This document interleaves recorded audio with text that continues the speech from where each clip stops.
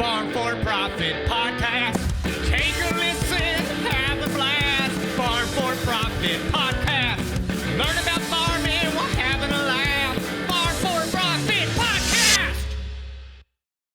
All right, Corey, this is a pleasure. We have had Elaine on a couple of times, the award-winning author, coach, and go-to expert for farm families who want to be better at communicating and resolving conflicts and discussing the undiscussable. Yes. As she's got here in studio. That's right. From Canada to Iowa in the studio within the first month of us recording in the studio. But not direct to Iowa. No. Kind of zigzagged around. No, not direct. Welcome to the studio, Elaine. So happy to be here. You are happy to be here, aren't you? I am very happy to be here. You've enjoyed your stops to get here, but boy, you've had a journey. Yes, so what happened to me is my husband and I took a break and we went to Maui for a few weeks with family, which was a test of stepping back without stepping away from the farm. And the experiment worked because I said, "Oh, how's the experiment?" And he said, "Oh, what farm?" So that was good. He was really relaxed, had a great time with family. Then we flew to Omaha, Nebraska, which was great, and was doing a workshop presentation there for Central Valley Ag Co-op, which was lovely because back in the saddle again, speaking, doing coach on call, hearing stories, which we'll talk about today. Then I needed to get home, but apparently I didn't have a ticket, and I got scammed and spent a lot of time in the airport. But Wes got to Canada 10 hours before I did.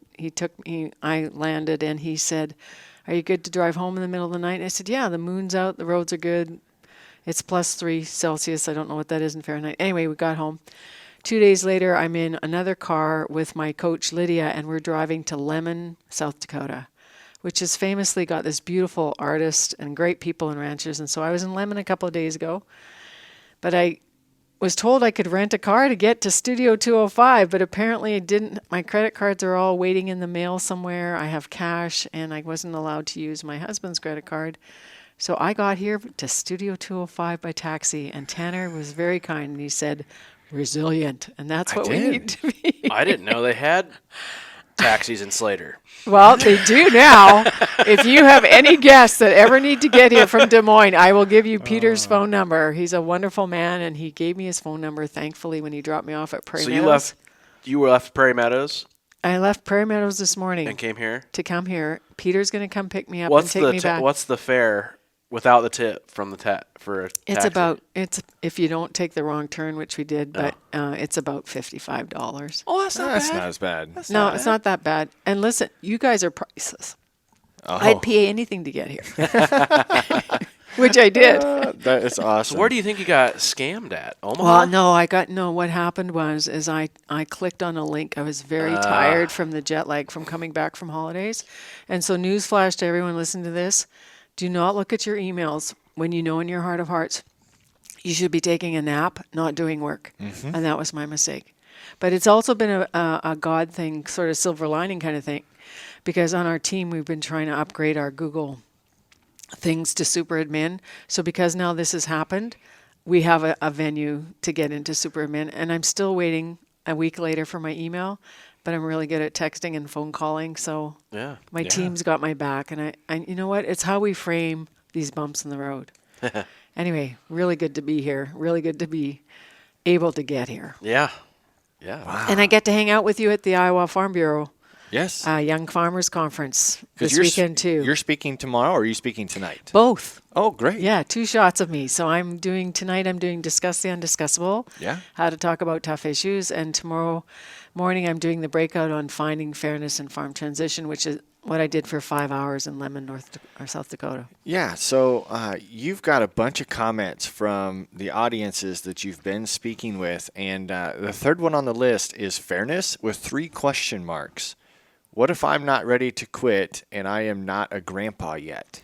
So I use a lot of personal stories, obviously, Tanner, when I'm talking. And so I'm 67. I'm old enough to be Casey's mother. And Corey, sorry, I'm going to call you Casey. That's all right. No, I don't mind Casey. No, Casey's my graphic designer. I was thinking about something else. Anyway, the question marks behind that is Wes, my husband, is a grandfather, and his joy now is watching Ian, our son, who's 35, who is my age. similar age to Casey, Corey. See, I'm going to do We're it in again. the Caseys. We're in the cases. No, sorry about that. Anyway, I wanted them to understand that they don't have to be off the farm, because a lot of farmers in Iowa, and you're good, Corey, at looking up the stats, but Dr. Baker with the Beginning Farmers Club, who's now retired from Iowa, he did a thing and said only 30% of farmers ever retire. And so if your parents are stuck and they're not retiring, then what are they doing? And what is a good day look like on the farm? And the reason he said, I'm not a grandpa yet, so I don't have grandchildren to look forward and keep me busy. That's where the grandpa comment came with. And Dick Whitman, who you should interview sometime, from Whitman Consulting, is now in his 70s. His daughter is the CEO of their big farm in Clarkston, Lewiston, Idaho. And Dick has a beautiful webinar called Stepping Back Without Stepping Away that he did for the Ag Excellence Conference. And he's in his 70s, and he's still doing the logging operation of their ranch and farm, but he's not doing the day-to-day CEO operational things. So I just really think, guys, that the language that we use going forward now, especially that it's 2024, rising interest rates, land prices in Iowa are not going down, right? There's so much heaviness about what can we control, and what you can control is your attitude. I had to stay positive. I'm getting to, it's later, some way I'm going to get there, and I did, right? Yep. And so our mindset is super important, and then our communication with checking in on expectations. So my husband has been very gracious in still doing collaborative decision making with Ian. He goes out the door at 8 o'clock in the morning and he goes, Ian, what's the plan for the day? What do you want me to do? And it's a going back and forth.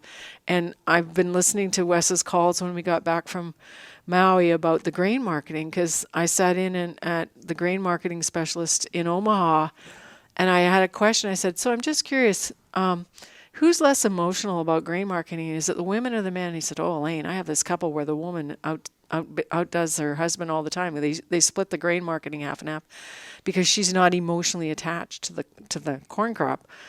And for Wes to come back and check in to see how the marketing's been doing, that's important. That's something that he and Ian will continue to always collaborate, no matter how old his body is. Mm-hmm. So people listening to this, I want you to know you can age in place well on your farm, but you need to communicate about it. So I'm not a grandpa yet. You know, a lot of the times people don't control when they start their families. Right. And other times they wait until they feel like they are financially ready to do it. I've told a lot of people all the time. Don't do that. That Don't you can't ever be financially ready for it, but it always seems to work out. But there's that stability part too that maybe the younger generation hasn't given the grandkids, right? It seems weird to say that. Mm-hmm. Hasn't given the grandkids yet because they don't feel stable. Well, and they have so much uncertainty. And so every young farmer I talk to says, Elaine, there's no plan. I can't get the parents to the table to talk.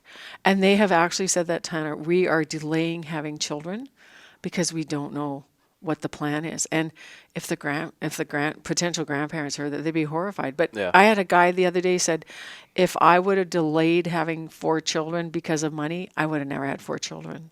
Right. And there is a book written, I don't know the author's name anymore, but it's called What Your Mother Never Told You.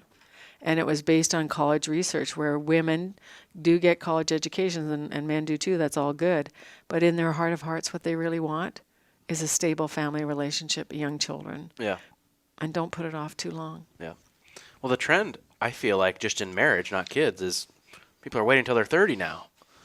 I feel like back in the day, you know, my grandparents' age, they were married when they were 18, you know, or whatever. Or 23 or 24. Yeah, and so in order to have a lot of children, you kind of have to start at an earlier age. And your fertility drops like a stone when right. you're 35. Right. So Just if you're saying. not getting married until your mid-30s, and you want to have kids, you might only have 1 or 2.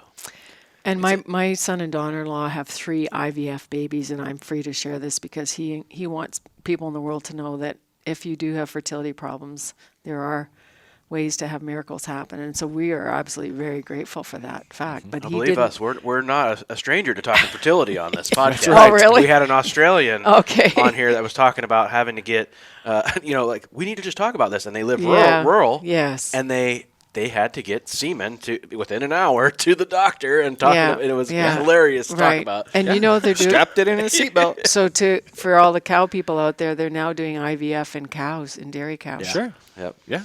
So back to the point, Tanner. We're kind of going all over the No, hey, place. I love this. I love this because, well, I can map out every outline that we have, but the best thing that can happen is a regular discussion, and everything we're going to talk about today is going to involve changing something. Yes. Because if you have the perfect communication, the perfect transition plan, the perfect business set up on your farm, you're definitely going to be in the minority. Because there aren't very many farms that are set up extremely smooth, well communicated, with very clear goals and the trajectory for the transition plan. So, I met one in Omaha. did you? I said, I want your testimonial, buddy. Yeah, he was 30 years old, and he came up to me really quietly. He said, Elaine, my grandpa was a really forward-thinking man, and he got stuff set up. And my dad just kept building on that. And I'm here to tell you, I'm 30 years old, and everything is good. And I said, can I touch you? Are you real? Are you real? Right, because that was a beautiful story he shared with me. Wow. So there is hope, and there needs to be hope and So there's opportunity. two, because Elaine's farm is good. She was showing That's us. right. Yeah. Was it Zemua Baptista? No, Zemwa Batista, he is an amazing story. He's a preacher's kid. I sent you the picture. His wife was my event planner for Omaha for CVA Co-op. They live near York, Nebraska. He's a chicken farmer. He loves Farm for Podcasts. He came up and he touched me. He said, Elaine, it's so good to meet you. I've heard everything you've said the other 4 times on Farm for Podcasts. And I said, That's fun. Tell me your story. And they have a beautiful little 10-month-old baby boy. And that's the joy, right, guys, is that we put all these ideas and encouragement out into the airwaves, never knowing where they land. And then when you actually physically meet a listener, you want to hug them because then they get to tell you something that you said that actually helped, made them think differently or confirm what they already knew, and then they can keep going forward. And that's just a beautiful thing. We got to attend a farm show without working the farm show this week. Nice. And it was neat. Even though we were still pressed with time because of my schedule, Corey and I got to walk around and we got to enter into more of those conversations with our listeners, that it was fun to learn where they're from and how it's helped their operation and what they're using and who got introduced through the content. And even in Lemon, South Dakota with the Perkins Conservation District people, 3 or 4 women in that audience said, Elaine, I've read, listened to everything you've ever written and spoken, and I'm just delighted that you came to the middle of nowhere. I said, hey, we'll go anywhere, right? Because right. people She'll come to Slater, Iowa. I'll come. Yeah, the middle of almost nowhere too. No, this is a beautiful studio you have. It's done well. So back to the point of we're going to be asking our listeners to change something. So as you have helped people embrace changing, what advice do you have to make it less painful? So there is a quote, I think it's attributed to John Maxwell. Change is inevitable. Growth is optional. So as things continue to evolve and change on your farm, the one thing that I use all the time is my Hudson coaching map on ages. So when I do a seminar, the 20-year-olds stand up and they need to be independent. The 30-year-olds stand up and they need to gain more mastery. The 40-year-olds need security and recognition, which is where the equity and starting to have ownership is so important. The 50-year-olds need simplicity of life and less complexity. The 60-year-olds who are in my age group, they need to start over and redefine their roles because their roles on the farm are shifting. The 70-year-olds need to have meaning and purpose and need to be respected for their wise eldership. I.e., yeah, Grandpa, we're buying a tractor. Would you like to know the dimensions and the costs and why we're doing this? Yeah, that would be great. And then the 80 and 90-year-olds also need to have, security for what makes a good day for them as well, too. So change is inevitable. Growth is optional. And again, I just can't say enough about people's mindset. So the way I'm wired, Tanner, is obviously for positivity. As a coach, I want you to know, listening to this, that you always have options, no matter how hard the ground feels or how low you feel or how sad you are about not getting traction on your transition plan. You have options. And this one guy in my audience in Lemon said, Elaine, I don't want to have to buy the land again. I don't even know if I want to stay here because I'm 50 and I own nothing. And that's going to change. Yeah, that's tough, but that's happening more and more. Yeah, because Right. land is expensive. Land's expensive and people live longer and Right. feel healthier. And do you have to own land? No. To farm, you need access to land, but landlords don't want leases longer than a year, right? Year to 3 years or something like that. So what are your options, Tanner? As a young farmer, you can start buying other things than land, like other pieces of equity like cattle or infrastructure or equipment. I mean, that's the bad news, right? Land is an appreciating asset. Equipment is a depreciating asset. We all know this, right? Historically. Yeah. Right. Unless Well, you're Gavin's blood. Last couple of years, they've unless- appreciated, but well, yeah. and I was talking to Corey about my grain cart problem. Like our original grain cart was 28 grand or something. Yeah. They wanted us to get a new one for 250K. I said, "Are you kidding me?" So we're looking for a used, really nice grain cart if anybody wants to. That's like 29 grand. Yes, 29,000. No, I mean it's Low going to miles. Oh, right. Yeah. be it's going to be whatever it is. But all kidding aside, this is a serious issue. And the other thing, folks, that is why this is an issue is I stand at my flip chart. I put the line down the middle. In where I was in Lemon, South Dakota, the farm credit folks said, Elaine, about 8 million is about typical value of a ranch. Okay. I just had some friends from our community buy new land this last week. So land in our area is now at $4,700 an acre. In Slater, I'm not sure, but the other Iowa young farmers that I've been talking to get ready for my talk tonight, land in Iowa could be north of 21 grand, right? So we have a big problem with cash, not cash poor, asset rich. We've all heard that before. But the question is, what is up for sale? Or what can the younger generation actually start to buy to get a piece of equity? And they can buy into shares of a company. There's a value to those shares. But the problem is, where's that money to buy and service debt coming from? And then you go to the other side of my page and it says personal wealth. So if you take 4% of 2 million, which is, I would like every farm family listening to this to have $2 million on the personal side. And people are going, oh, that's crazy, Elaine. No, if you take 4% of 2 million, that gives you 80K. So let's just say, Corey, your mom's retired now, your dad's moved, and they're in a different scenario, or I'm obviously still working, but I have a financial planner who looks at my savings and my personal wealth side and says, Lane, you're good till you're 102. How do I know that? Because I spent time with a financial planner. So the real sticking point, I think, Tanner, for everybody listening to this is how are we going to get more liquidity of money for income streams on the personal side for farm families? Where is that money coming from? That's the key question. Yeah, I know that on TikTok, Millennial Farmer has been doing a series of engaging his audience, which has been fun to watch. Yeah. And he got a lot of comments about the money he's made from social media. Right. Right.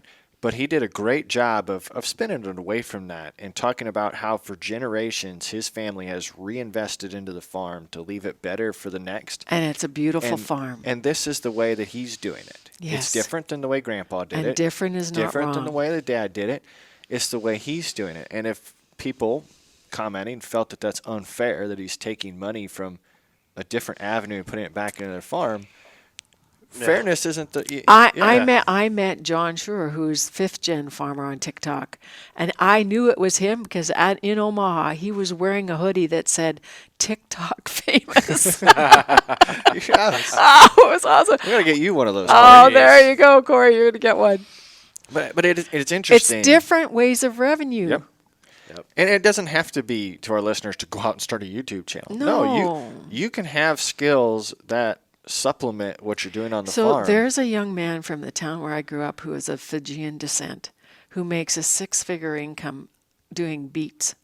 He did, and you and I said earlier when we were just getting ready, I can work from anywhere. I did 3 videos this morning. Right.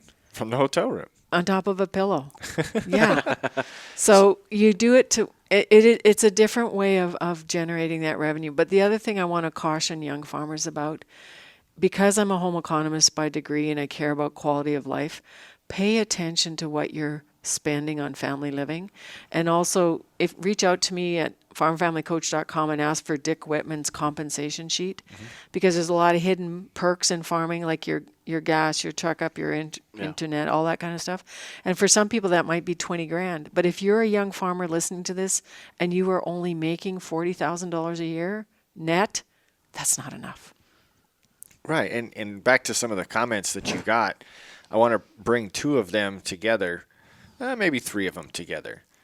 Start off with, what if spouses don't agree with what retirement looks like? You know, you mentioned put $2 million into the personal side, that gives you $80K, but there might be a varying difference there. Another one says we need marriage counseling first because no communication between spouses makes transferring the farm more difficult. But it all led into, I know I'm weaving a lot of these together. That's okay.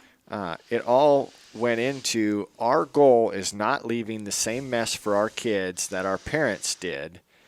By the way, I can't believe it. My husband checked having more fun in life. Yes, and I met her. I know who gave me that comment. So isn't it neat, Corey? Out of those three comments weaved together, they're talking about couples that have probably been married for a very long time, and out of all three of those, they say, well, what if I don't think retirement is the same as what my husband thinks? What if we need to work on our own communication amongst ourselves in our own marriage before we can do anything with the next generation to maybe my husband is fun? Right.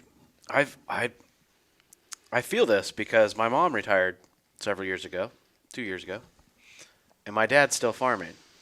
And if my mom could, she would pick up and travel every month of the year, you know, with as long as she sees her grandkids. Where is it written she can't go with her girlfriends or her Oh, sister? she does. She does. Did you hear the tone? Yeah. Oh, she does. Yeah, she does. But, I mean, they go on a couple girls' trips every year. But it's just kind of interesting to watch that fall out, you know, and they're both happy doing what they're doing. It's just two separate things. My dad likes to travel too, but still likes to be on the farm. So he hasn't retired. So the key of where you started, though, Tanner, is if you're concerned why your transition is stuck, my curiosity is, do you know what each of your parents is wanting? Mm-hmm. Right? Because if they don't want the same things, I actually have a case in Saskatchewan where the woman was a teacher. She moved to town.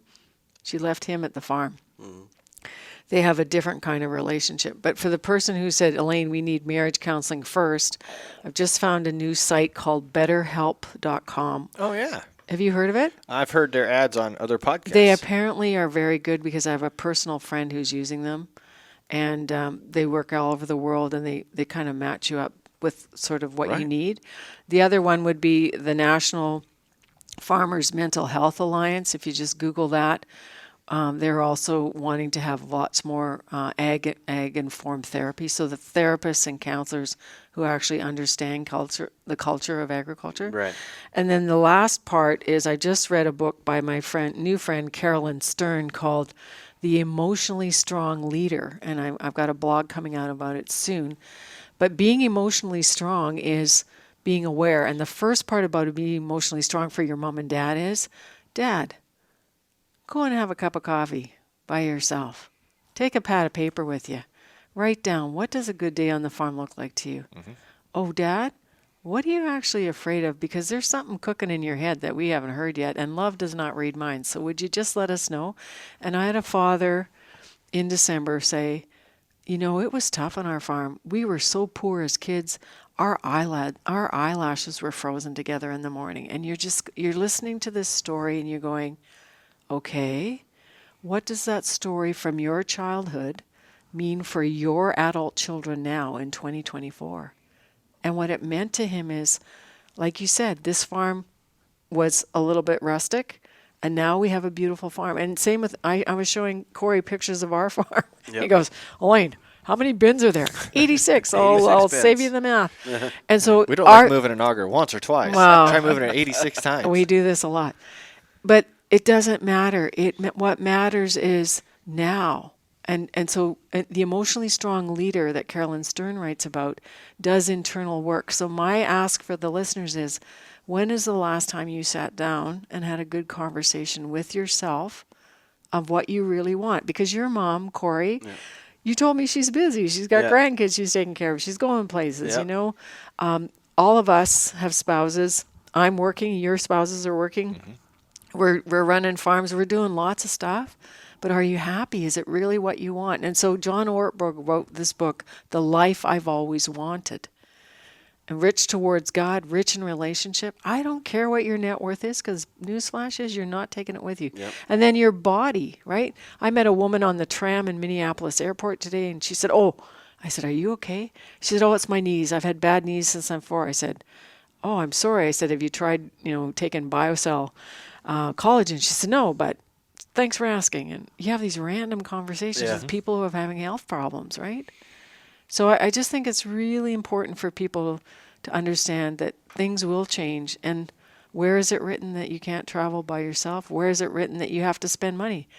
I have to tell you, our new thing now on our road trips with my coach Lydia Carpenter and I is we debrief by going to the local thrift store. There you and go. It's a beautiful thing. I spent $5.31 in Lemon, South Dakota, and I come home with a whole bunch of stuff. It's really stuff I can't find in Canada. It's awesome. Oh, that's wild. We should do that, Corey. When we're out in these trade shows, is we should find a thrift store. There you go. We tend to find liquor stores. But what you have to do is you have to buy someone else the outfit that they got to wear to the show the next day. I like it. I think we could. Different things make different people happy. Yeah. That's my point. Yeah. But you got to find out what is it that's going to make people happy. Yeah. So, referencing again Kirsten's episode, we talked about how my coach challenges me to do things, and that is not an easy task. Like you said, sit down with a pad of paper and write out what your perfect day is. Yeah, a good day looks like. Because we're so much built in agriculture to kind of roll with the punches. You don't know what every day is going to bring. You know you're going to go to the field and harvest today, but you don't know that the combine wasn't going to start, or you had a flat tire on the grain cart, or something along those lines that you get dealt with. So when I started that exercise, I sat being in the studio. Okay, that's great, but we've got all kinds of different challenges. Every time we hook up, there's something different that's wrong that you put together. So is it being in the studio and everything works on the first try? Well, no, that's not a perfect day to me. So it's the same thing. If our listeners go through this exercise, you got to put more than just 10 minutes into it. And so for me tonight, when I get to speak to 500 young farmers, that's magical for me. Mm-hmm. And my husband says, do what you want to do that fills your cup. And my daughter-in-law says, Mom, we really like you when you come back from travel. You're really happy. But I'm the one who's got a value for independence and entrepreneurship. Yep. My daughter-in-law and son and husband are into teamwork more. And they don't mind being at home. They love being on the farm. So again, honoring how people are wired and what fills their bucket is also really important. Okay, so that leads into another bullet point. And I don't know if you're going to jump in there. But I have is living intentionally. You just said do what fills your cup. So how can you, on days that you can't control, or when dad's the one telling you where to go, or something along those lines, how can you live intentionally when you aren't in control? So my coach, who I've worked with his company is emotionalwealthmanagement.com, Dietrich, he lives in Calgary. He calls them joy bonds, Tanner. So what gives you joy? What gives me joy is a good cup of tea. What gives me joy is a text from my girlfriend this morning who says, hey, Elaine, are you home? I'd love you to come over for supper. No, but Wes is. Invite him over to watch the game. Yeah. I'll be home next week. And then a heart emoji that says love you. And she just buried her brother to a really raging disease. And so what gives me joy is connection and relationship. And when you know that, then how do you get that even in a 3-minute? While you're sitting out in the field waiting for the truck to fill up. Mm-hmm. When I'm delivering meals to the guys, and one of our guys, Graham, is from South Africa, he takes the most beautiful pictures. Another man that works with us is a retired grain elevator employee. He took a box, a piece of cardboard, and a pen, and he wrote a note, thank you, Elaine, for all these amazing meals. So just the whole part about words of affirmation. And I think we've talked about the love languages on this podcast before, Gary Chapman's famous book. Do you get your cup filled through acts of service? For Wes, it would be hot meals, cleaning on his pickup. My daughter-in-law, it would be quality time of me taking care of her children to give her a mommy break. My son, it would probably, he loves to hunt. He's very people-oriented. My daughter, it would be gifts. So knowing your family and your farm team well enough to know what gives them joy or affirmation in the moment, because of course every day in agriculture is going to be different, but it's really, I think, up here, guys, your mindset about what are you grateful for. I'm grateful for good health. I'm in my late 60s now, and people are dying and getting cancer and Parkinson's diagnosis and all those kinds of things. While we were on holiday, a very good friend of ours, his brother died in the ocean. And those are just little wake-up calls and nudges, I think, to remind us that every day we have is a gift, and how are we going to make this a good day? He died in the ocean while you were in Maui? Yeah. Maui? No, he died. No. He died in Barbados. Okay. But a rogue wave and spinal injury and paralysis and death at age 73. While we're in Maui, someone got eaten by a shark.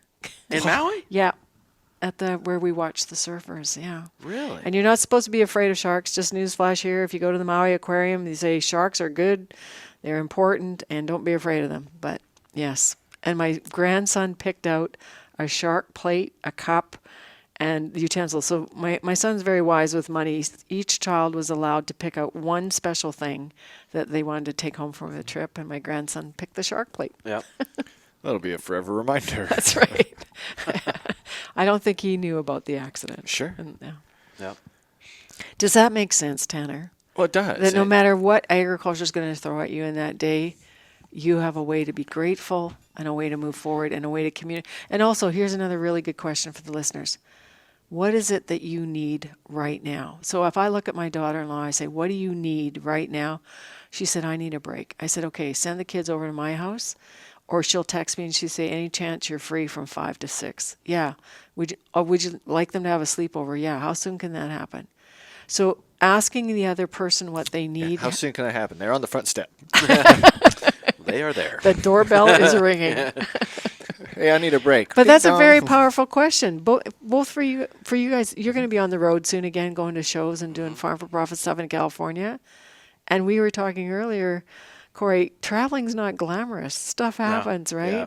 So it's really good to check in with each other. What is it that you need right now? Yeah. I'm going to do that to you in the airport. I want a Okay. good answer. What do I need? Yeah. A screwdriver.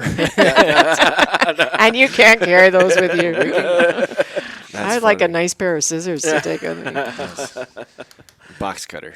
Yeah. No, don't do that. No, that's that not would cause too many problems. Yeah, I do like, this conversation. A lot of the conversations really make me appreciate my coach, but this is another one because she was able to get me to put down 3 different columns of wins, Yes. so that And way I can celebrate myself, because it's different working on the podcast full time versus being in a career where someone else has set goals for you. And it was another struggle. But if you are on the farm, a goal could be, I'm going to get through the morning without cussing at the hired help or my dad or Change your language. Sure, whatever it is. I mean, Profanity does not pay. I have a right. blog on that. So for me, one of my small wins is that I wanted a monthly 5-star review on Apple, Spotify, and YouTube. And I can check that off. That's usually pretty easy because our listeners are great at doing that. Remember, go do that. Because my moderate goal was 5 of them new every month. And then my extreme goal was I want 25 new on every platform. So by compartmentalizing what little successes can be compared to big ones is another way you could probably feel joy. Well, and that's actually based on research too, Tana. So there's this woman in Canada who is a psychologist named Dr. Nikki Gerard. And she has a barn on the cover of her research. And the farm name is the Risk and Hope Farm. And her study was 12 years of farm families about what helps them be resilient, kind of like what you sent me in your text this morning about resilience. Yes. This is it. He was texting you. He wasn't returning my text. Oh, well, we were know busy. what? You were with the pigs. Yeah, I was. I was with the people. Yeah. Anyway, so here's the 3 things.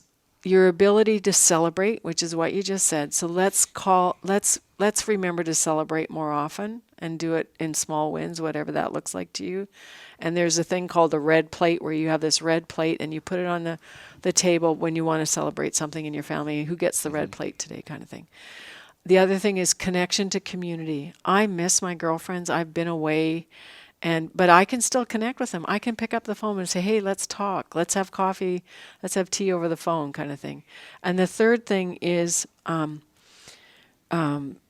communication, no surprise, right? And this is how I organized my first book, which is the only book I've written that's won an award. Communication, connection, and celebration with community. And so that's just another reminder, let's not forget to celebrate.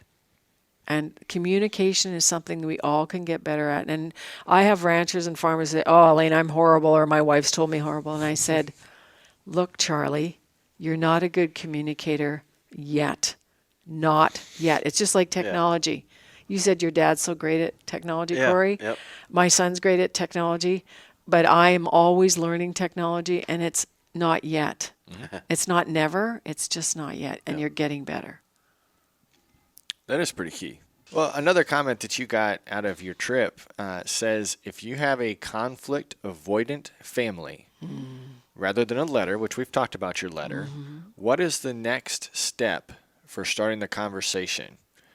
And I want to attack it from both angles. So first start with, if you have a conflict avoidant family, which I would say my family is. I would say mine is too. We're very,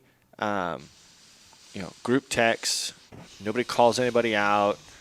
It usually goes smoothly when everything's getting planned, but everybody makes sacrifices for that to happen because we don't want conflict. We don't want to speak up and say, no, I wanted meatloaf instead of tater tot casserole.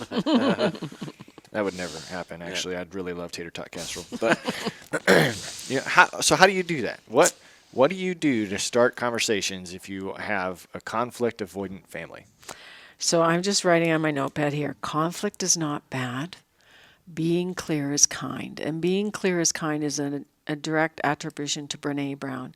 Because at that Lemon seminar in South Dakota this week, Tanner, I passed the bowl around at the end and I said, of all the things that I said to you in the last 5 hours, what's really stuck for you? And being clear is kind stuck for 5 people. And I was on the plane here, and it was a funny day yesterday. I coached a woman in the Bismarck airport. Shout out to her. I won't say her name. I coached another woman who's married to a family business with 2 brothers who aren't getting along. Surprise. That was a short hour flight. Anyway, back to what you ask. Conflict avoidance is because you think conflict is bad. But here's the 5. The next step for what I told this person who texted me this in Lemon is, I want you to come to me and do the conflict dynamic profile because I want you to learn what you do well. And here it is. The ability to express your emotions. I'm really elated today to be here in your studio. I love the work that you people do, and your Farming for Profit invitation helps me spread the message to make bigger impact in North America, and I'm deeply grateful for that. Okay? So I express emotion. Create solution. Have that. Creating a solution. How is Elaine going to get to Slater? I got here, all right? Yeah. Next one is reaching out. I reached out to you, Tanner. Can somebody bring me back? I reached out to an Iowa farmer. He said, yeah, Elaine, maybe you could borrow my Jeep. So you create solutions and you reach out. And here's the other thing. You do not have in your life because you do not ask. Just ask. What's the worst they could say? Yes or no? Maybe. Not this time, but next time. The other one is adapting. We have to be adaptable. Agricultural people are adaptable, but the adaptable ones should stop being avoidant. Conflict avoidance is not working for either of your families, guys, because you don't know what people are truly thinking, feeling, needing, and wanting. And I could walk into your family and say, you know what? This stops now. What is it that you want Tanner to know that you haven't been able to have the guts to tell him yet? And it's not like you're asking us to start fighting. No, I'm just asking you to start opening up for what you need. And again, I think I've mentioned this before, but one of my new favorite books is Nonviolent Communication.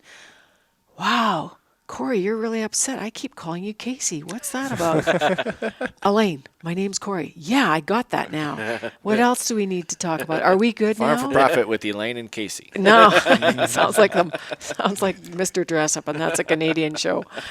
So So the thing is, in nonviolent communication, what am I observing? I'm observing that you guys are in a really good place right now.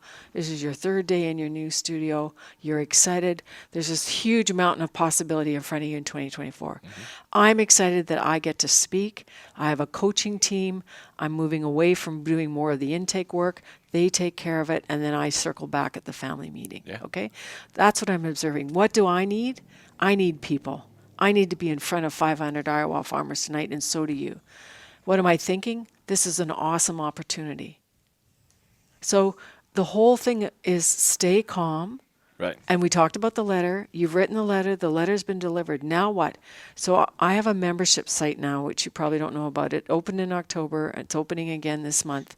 But it's farmfamilycoach.com is my website. But you can find the membership site just by going on my website and looking for membership. I have this farmer from California whose father's 73. He wrote the letter. And now Tanner, his father has finally made an appointment with the accountant. What's happening? Progress. We have progress, but we don't have perfection. You can't expect perfection. As long as you're moving forward, that's progress. Yeah. All right? It's back to that comment. They said they didn't want to leave it like it was left for them. Well, you've already waited this long. What? I assume parents didn't die yesterday. Right. You've already waited this long. So what's Put going to some change action in. tomorrow? And so I have another saying, talk does not cook rice, right? Wes gets supper when things are planned out, not when I say, oh, let's have peanut butter sandwiches again, because I Right. didn't plan anything. So everybody takes responsibility to drive the process the way they want it. And I don't care how hard your situation is, tell me what you need, and then let's find a way to meet that solution. So people want to be better at conflict. They go to my website, go to my shop, order the conflict dynamic profile. It's done online for $35 US, $55 Canadian. You get a report, and then you can see, hey, I'm really good at sharing my emotions, but I'm not so good at self-criticizing, which is not a good behavior, right? So in the flip, the question was, if you have a conflict avoidant family, what if we have the opposite? What if there's constant butting heads? We're not afraid to speak our mind. Lots of verbal arguments. Do you mean drama? Yes. Just because there's drama doesn't mean you have to attend the performance. So why? And some people, that's the only way they feel alive, right, Tanner? That there's lots of yelling, screaming, or whatever kind of negative conflict behavior. So here's the flip. What if you stay calm? What if you say, I'll talk about this when you calm down. How much time do you need to delay your response? And you be you, and you model to the other person, or we call it mirroring, what you want to see in the other person. And again, I've always said this, you get the behavior you accept, which is part of your culture. There is no profanity on our farm because we don't accept that. We don't yell and scream at each other unless someone's about to get run over and needs to get out of the way, right? And I've taught my grandchildren, these little girls, and this is for you, Corey, you never scream unless you're in danger. I was on our holiday, and there was these little girls running around screaming. It really bothered me because I thought they were in danger. So it's what you accept. I've told my girls that too. Oh, please, you cannot. You stubbed your toe, you're screaming, unless your arm's chopped off. Right. Well, But you're right. So then, what are you teaching? My 9-year-old broke her arm. So my And 4-year-old granddaughter. We didn't take it seriously because of the other reactions that they had. There was nothing visibly that you could see, but we waited as bad parents or okay parents, however you want to frame it. What happened is we waited all night before going into urgent care because she was still in pain in the morning. But when you react to stubbing your toe the same way you react to breaking your arm, yeah, it's hard to well, differentiate. and again, how are you behaving that people around you are not taking you seriously? She's just whining again. Dad's just complaining again. People don't have to stay the same. It was funny. I caught my father-in-law. I got to witness him telling the story 3 different times. And every time that he told the story, the number got bigger. From when he told it to me first to when he told somebody else and told another. It just was like, so how big was the number before I heard it? And so, as your favorite son-in-law, how can I keep you accountable here? Yeah. Tell the truth, man. I sat here and went, I wanted to speak up. I didn't say anything. But Why? Okay, and so there's the question. Yeah. you were told if you can't say something nice, don't say anything at all. Yeah. Why is that true? That's not true. No. That's not helpful. And so Brene Brown again would say, what is the story you're telling yourself? I grew up with a very Irish direct mother and a very passive father. And I want people to revisit what childhood training they had around conflict. Because I also am now part of an ethnic community that's not healthy. And this came up in the seminar in Lemon as well. This woman said from the front row, Elaine, the problem in Lemon is a lot of people here are very passive aggressive, which means they're nice to your face, but they might be saying something different in the back. And so you keeping your father-in-law accountable, Tanner, is a very Right. good thing. And then I have a coach right now that's helping me with transitioning my business as I age in place and develop a successor. One of my coaches will be my successor. And my husband came into the coaching situation, and he's never met her before, so I introduced him. And she looked at him and she said, Wes, what are you afraid of? And she says, I'm afraid of Elaine working too hard. And that's a beautiful thing, because he was very clear with her very quickly as to one of his deep-seated fears that maybe he had a hard time telling me directly. Sure. So I think also, of course, coaching, counseling, outside facilitation is a great way to get better at conflict in a safe, respectful way. That's good. I'm just deep in thought. I know your mind. I can hear your brain. I know. It's If the headphones had speakers in them, And gears going on the outside. it would be fascinating. it's just such a puzzle. Everything Oh, with this topic and on the farm and yeah. Corey and I had this conversation driving back from the farm show, prepping for this. We're like, we've had Elaine on multiple times. How do you talk about the same thing in a new way Over and over when it's important? Because we talked. One of the first things I wrote down today was what makes a farm transition successful. And I don't want an answer to it, but we were debating that because my family's farm successfully transferred from my grandpa to my dad. But I know there's ways it could have been better. And I know there's ways it could be better. Don't use the word but anymore, Tanner. That's fair. Same thing with my in-laws. That farming operation has transferred generations, and there's another generation involved down the pipe. It didn't disappear. It didn't dissipate. There's still conflict, and it could be better. So what is successful, right? Neither farm died. Are the people happy? Do they talk? Do they get together? Do they respect each other? Sure. Not all. So that's the what that level is. There are some people you can't make happy because happiness is a choice from the individual. That's a good point. Because what did you say back to what a successful transition is?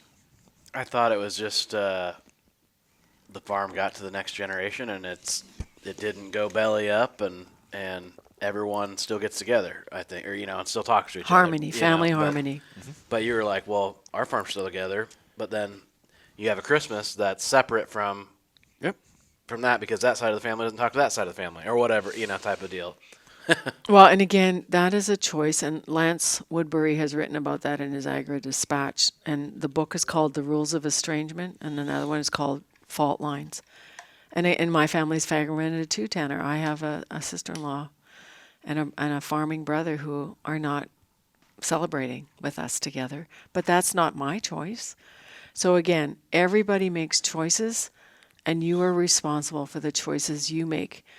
And from a faith perspective, I choose to love other people deeply, regardless if that love is reciprocated. Yeah. And then I had a comment of, what did farms do 50 years ago? I don't feel like there was Elaine Froese out there helping people with that. There were ministers. Right? There were people who gathered, who always had people at their table regardless. There's a training that Lydia Carpenter, one of my coaches, has taken called The Art of Hosting. So let's ask this question. When is the last time you were invited over to a neighbor's farm to have a meal with them? Oh. When did that happen? I wrote about this decades ago called The Gift of a Visit. And what happened in the old days is that people checked in on each other. They visited, they dropped things. They didn't mind if people came to pick up seed. And Wes, this is his sweet spot. He's out when the seed customers are coming. Ian's running the seed business, but he's visiting with customers and saying how you're doing and also helping them. Yeah. And that's what people are longing for now, especially post-COVID, is connection and a sense of belonging. And so the stats on the meeting industry is the reason why these conferences have so many people registered is because people want to know they belong. Who belongs in your family? Everybody. Some people in your family choose not to belong. Mm-hmm. Think about that. You didn't choose that. And I am sad. My coach has said, Elaine, the reason you're sad is because you feel like part of your family has been stolen from you. Yes. Because what's my core value? Relationship. I got a whole mind full of things. That's So if you don't say anything, Corey, I'm going to unload it. Well, let's just let there be some time to think and Yeah. reflect. So we had an organization reach out to do some promotion, and the timing wasn't going to work for us.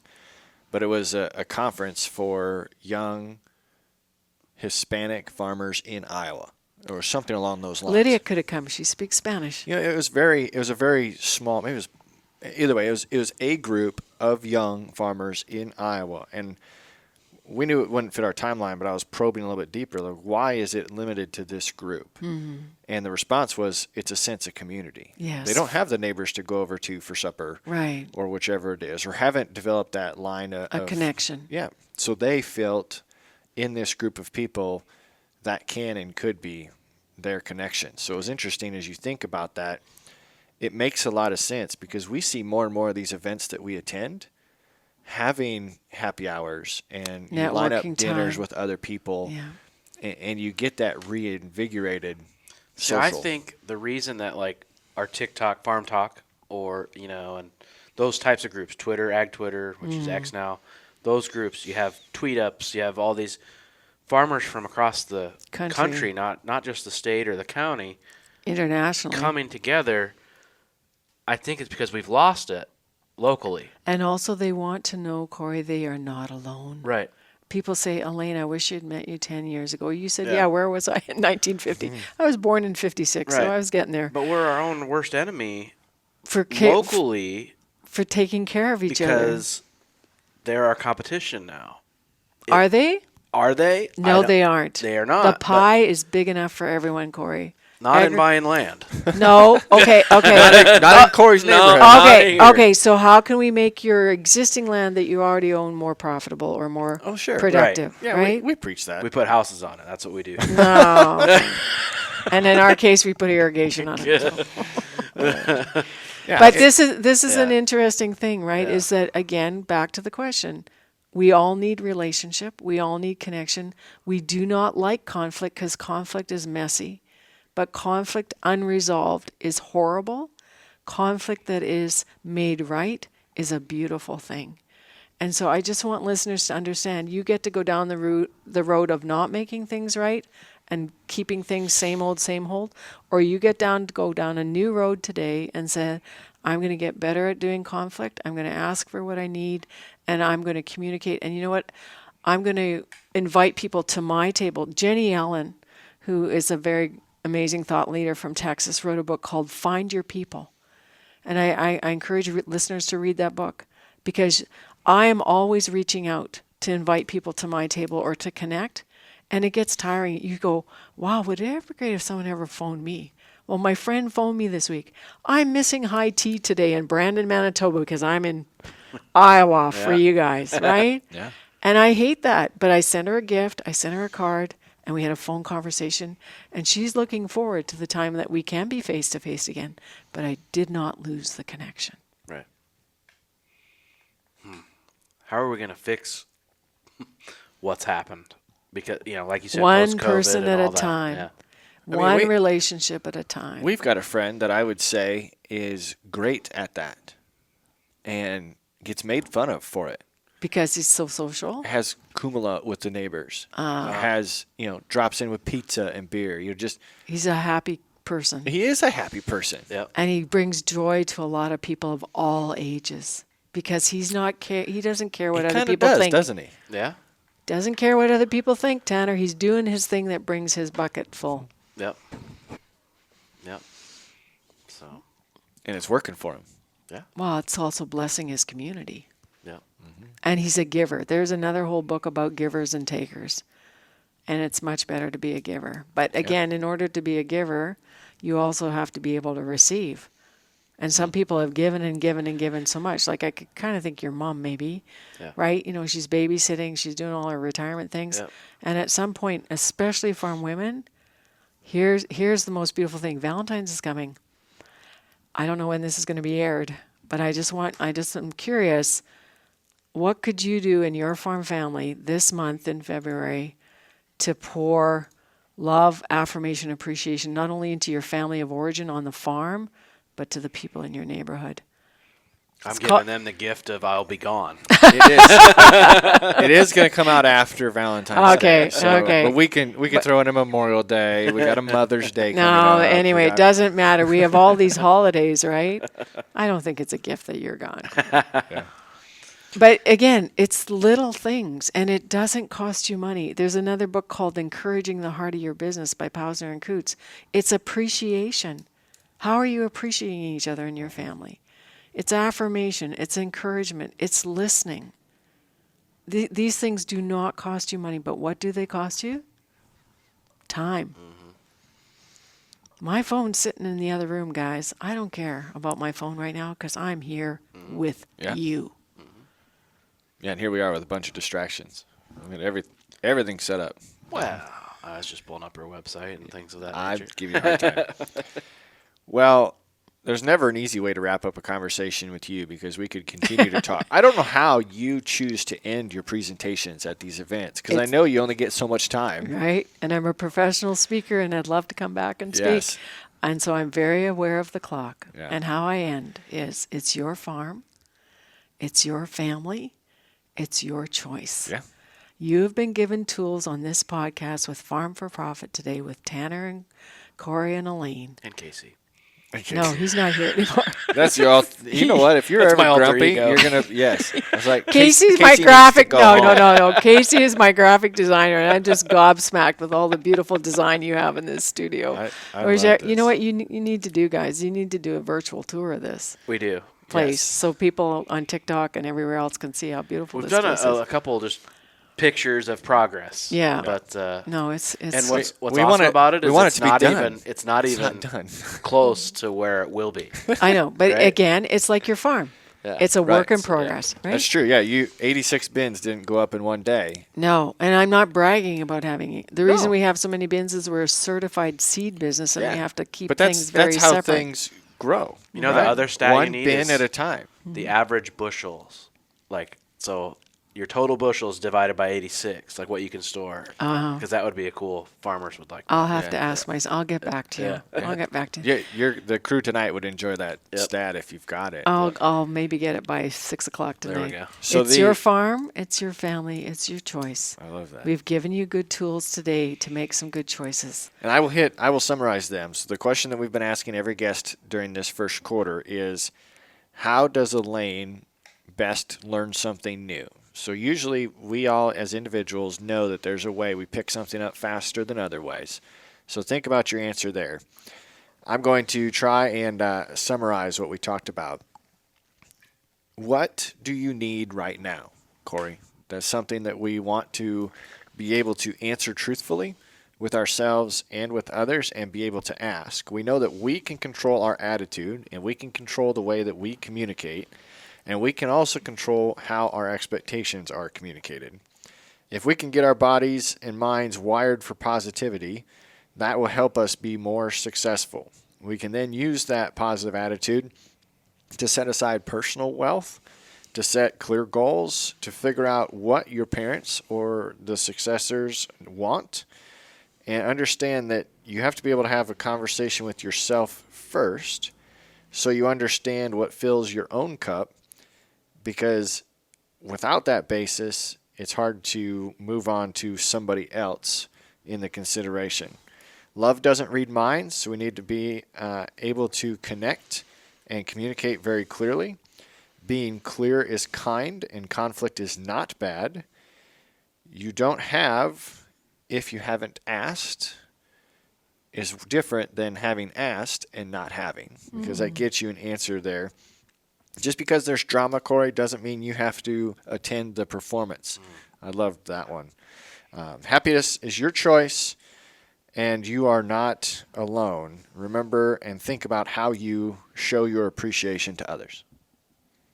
That's good. Good wrap there, Mr. Tanner. Yeah. Good. That's why So- they pay you the big bucks. That's why. Yes. That's exactly why. And wear nice shirts. Yeah. That's right.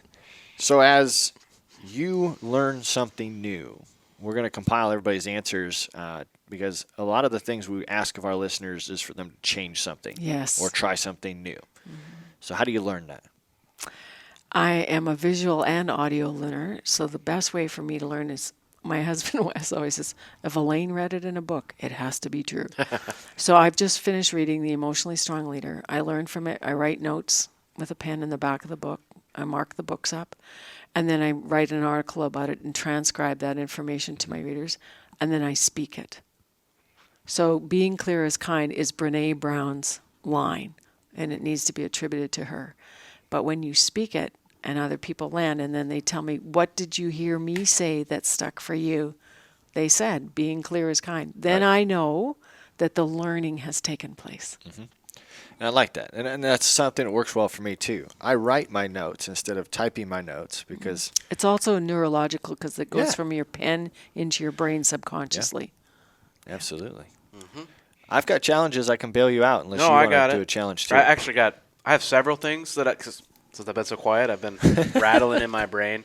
And so my first one, just ask, right? It's not, why. Don't assume. Yeah, just don't assume. Just ask. It's not. You're not going to hurt yourself by doing it. You might feel awkward doing it. Awkward. But you're going to like the result a lot better than sitting there keeping it pent up inside. Second one is go to Elaine's website. You mentioned one that wasn't on here. So it's ElaineFroese.com. And then you said, Or farmfamilycoach.com because Yep. we're audio. People are driving right now. Yep. My Yep. name is very hard to spell. Yes. So I also own the domain farmfamilycoach.com. Farm Family Coach. And that'll get you to the same Okay. place. And then your memberships, it looks like doors open February. Mm-hmm. So And it's very low cost, and it's I call it Netflix for farmers. So what it is, a membership site is group coaching 3 times a month for one monthly fee, and you meet people from all over North America, and you get good coaching for a good price to help you keep taking the next step. right. And then I did have a third actually. So I want to kind of flip this back to making a profit on the farm. That's the name of the podcast.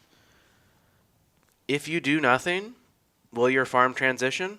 Yeah, it's going to transition one way or another. It might not be to you, Or it the might- way you want it or to the go. way you want it. But I'm just kind of thinking think of all that stress and time and bickering and then relationships Distracted that are management. ruined that you go through. And I mean, we're not just talking hours or days, we're talking years Energy. and Lots of energy. And think of all the profit you're losing, and not just money, but It's called return on energy. yeah. It has a name. So the most profitable thing you could probably do on your farm is just start. Jump into the transition process. Just start the conversation. And be a nice person doing it. Yeah. So that's what I got. I like those challenges. The only one I was going to add is schedule a meal with your neighbor. Yeah. And actually, Dr. David Cole from Virginia Tech, who's now a professor emeritus, he had a grad student back in 1997 do research. The farms that actually gathered and met together and had family meetings were 21% more profitable. There we go. Yeah, to extend this, right? Because we can control when it ends and when it doesn't, except for Elaine has to leave sometime.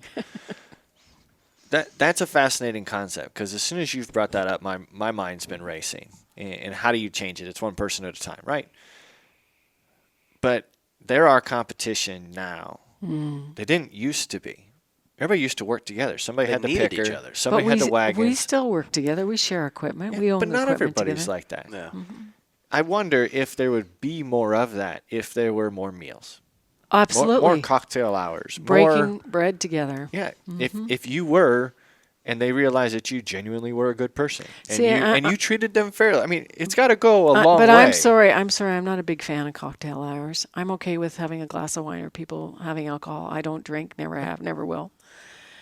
It's about being in someone's space to be really attentive to them and serving them and gathering with them. And there's something about eating a meal together that lets people be more vulnerable. So Tanner, alcohol lets people be more vulnerable, but not necessarily in a good way. That's fair. So, and I have a whole issue we can do about agriculture and the culture of alcohol, but that's another story.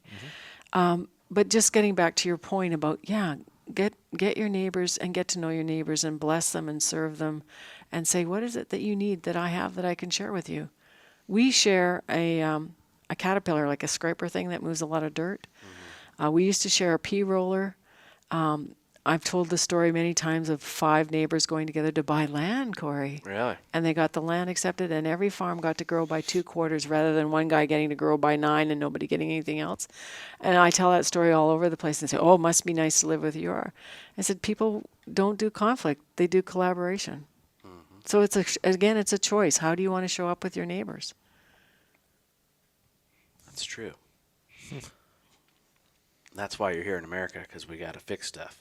We do have to fix stuff. Well, I have a 9/16 wrench, and I hold up and I say, Elaine Froese can only fix Elaine Froese. Wait, you know How did you know where you're 9/16? I thought it would be metric. What? Her husband is probably wondering where that 9/16 No, that's why. Just like everybody else that can't find their 9/16. That's exactly why it's a 9/16, because everybody's looking for the 9/16. And the 10 millimeter. And you can't And the take those 10 through millimeter. security, which is the real pain, because I would have loved to bring one with me. Really? They don't let you bring No, it? they're considered a weapon. Tanner's probably got one in his truck. Yeah, maybe. Oh, I've got, yeah. Yeah, I that could do that. I could just borrow it from you tonight Yeah. and give it back Yes. to you. Yeah, there you go. I That'd be will. great. I do have one in my truck because I had to use it to tighten the nuts. Those are 9/16 nuts on the simulator. Oh, yeah. Yep. Another revenue stream for Studio 205. Hopefully. We got to get It'll it. be awesome. Got to get it done. It's so much fun. I hope I beat Tanner the first time we get. I know. I hope I get to come back and play it someday, because that was a good time at my sister's. You are welcome back Golf. anytime. And I think our listeners would say the same. We do appreciate your time on the podcast. It was nice that we had notes, right? We had comments, but just followed where agriculture took us. That's right. Every day is a gift. Spend it well. I love it. Listeners, thanks for hanging out with us. Check out Elaine. Go to farmfamilycoach.com and give her some feedback, and maybe she can help your operation out. Say hi to her if you're around any of her presentations. She loves those conversations. So do we. But, Corey, until next time, our listeners are going to have a good one.